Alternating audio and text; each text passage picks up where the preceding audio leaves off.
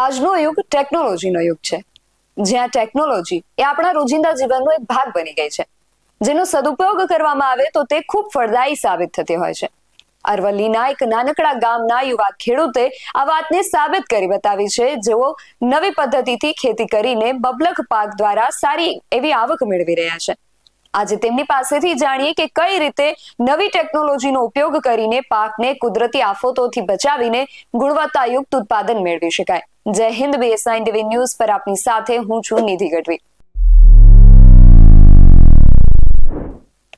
અરવલ્લી જિલ્લાના ધનસુરાના અંતીસરા ગામના 26 વર્ષના યુવાન ભવ્ય ચૌધરીએ બાગાયતી ખેતીમાં સફળતા મેળવીને યુવા ખેડૂતો માટે પ્રેરણારૂપ ઉદાહરણ પૂરું પાડ્યું છે.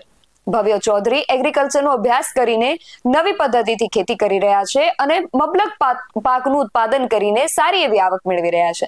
તેઓ શક્કરટેટી અને તરબૂચની બાગાયતી પદ્ધતિથી ખેતી કરીને અન્ય ખેડૂતો માટે પણ પ્રેરણારૂપ બન્યા છે. કઈ પદ્ધતિનો ઉપયોગ કરીને તેમણે આ સફળતા મેળવી છે, તેમની પાસેથી જ જાણીએ. મારું નામ ચૌધરી ભવ્યકુમાર હેમંતભાઈ, ગામ અંતીસરા, તાલુકો ધનસુરા, જિલ્લો અરવલ્લી. મારા 5 વીઘા ખેતર છે, એમાં 3 વીઘામાં તરબૂચ કરેલા છે અને 2 વીઘામાં શક્કરટેટી કરેલી છે. તો તરબૂચમાં બ્લેક ક્વીન પ્લસ વેરાયટી વાવેલી છે અને ટેટીમાં શક્કરટેટીમાં નામદારી 915 વેરાયટી વાવેલી છે. તો શક્કરટેટીમાં આપણા એ રીતે વાવેતર છે કે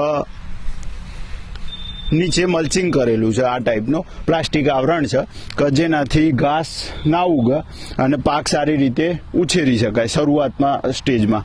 અને બીજો એ ફાયદો છે કે પાણી ઓછું હોય તો પણ પ્રકાશ ઓછો પડતો હોવાથી પાણીનો બગાડ થતો નથી અથવા વાતાવરણમાં વ્યર્થ જતું નથી, જેનાથી પાણી ઓછું હોય તો બી મલ્ચિંગનાથી પકવી શકાય છે.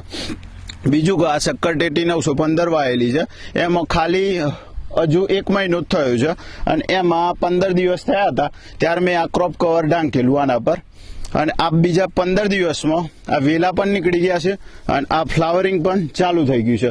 તો ક્રોપ કવર વાપરવાથી એ ફાયદો છે કે આ અત્યારે ઠંડી ચાલે છે, જાન્યુઆરી એટલે ઠંડીની સિઝન છે, તો પણ શક્કરટેટી ઉનાળાની સિઝનમાં જ શક્ય બની શકે. પણ આ ક્રોપ કવર વાપરવાથી જબરજસ્ત ફ્લાવરિંગ પણ ચાલુ થઈ ગયું છે 1 મહિનામાં અને મારા ખ્યાલથી લગભગ 40-45 દિવસે, બીજા 40-45 દિવસે આમાં ટેટી પણ ચાલુ થઈ જશે, નાનું હાર્વેસ્ટિંગ ચાલુ થઈ જશે એમ.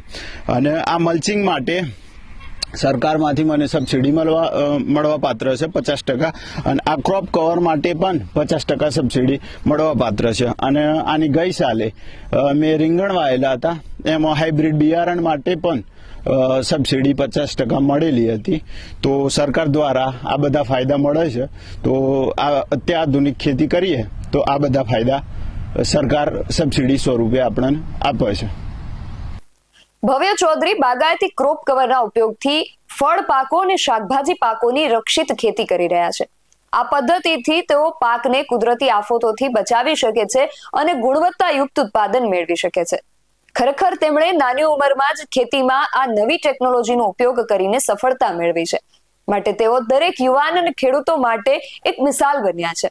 તેમની સફળતા દર્શાવે છે કે જો યોગ્ય દિશામાં પ્રયાસ કરવામાં આવે તો કોઈ પણ વ્યક્તિ સફળ થઈ શકે છે. ભવ્ય ચૌધરીની સફળતાની કહાની એ યુવા ખેડૂતો માટે એક બોધપાઠ છે કે તેઓ પણ ખેતીમાં નવી ટેકનોલોજીનો ઉપયોગ કરીને સફળ થઈ શકે છે. તેમણે સાબિત કર્યું છે કે ખેતી એ માત્ર વ્યવસાય નથી, પરંતુ એક કળા છે. જો ખેડૂતો પોતાની કળાને સમજે અને તેમાં નવી ટેકનોલોજીનો ઉપયોગ કરે તો તેઓ ચોક્કસ સફળ થઈ શકે છે. ભવ્ય ચૌધરીની સફળતા એ આપણા દેશના યુવા ખેડૂતો માટે એક નવી દિશા છે. તેઓએ સાબિત કર્યું છે કે ખેતીમાં પણ ઉજ્જવળ ભવિષ્ય છે. જો યુવા ખેડૂતો ભવ્ય ચૌધરી જેવા સફળ ખેડૂતો પાસેથી પ્રેરણા લે તો તેઓ પણ ખેતીમાં સફળ થઈ શકે છે અને દેશના વિકાસમાં પોતાનું યોગદાન આપી શકે છે. આજના અહેવાલમાં બસ આટલું જ. આવા જ વધુ અહેવાલો સાથે મળતા રહીશું. તમે મારી YouTube ચેનલને સબસ્ક્રાઇબ કરવાનું અને અમને Facebook અને Instagram પર ફોલો કરવાનું ભૂલશો નહીં. બાકી અવનવી અપડેટ્સ માટે આપ જોતા રહો BSI TV ન્યૂઝ. નમસ્કાર.